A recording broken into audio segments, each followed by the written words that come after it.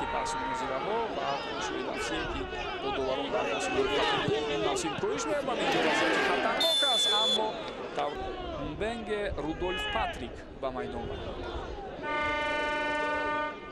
وضعیت خطرناک است ضربه و گل دوستان گرامی حساب شده می‌شود اینجا در دقیقه 57 بازی در ارتش و یک در موسم سوم هم ما می‌بینیم هنرنمای خوب دارد زرد نشفت است دوار در رابطه با حالت قبلی اینجا وضعیت خطرناکی نوبتی رو می‌بینیم آفساید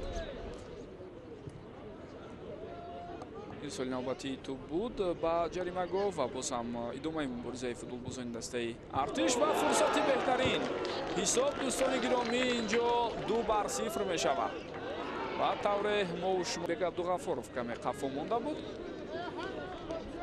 وای بزرگ به هجوم گذاشتن و قفا برگشتن رو هم فراموش کردن لازم نیست زیرا در این گونه حالت ها حریف میتواند باز یک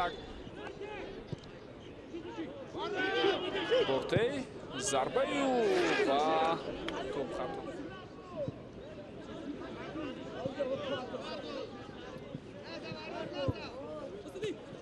با وضعیت خطرناک است این دوستان گرامی شانس پیدا شد و ما شما طبعا میبینیم حساب ایواز میشود 2-1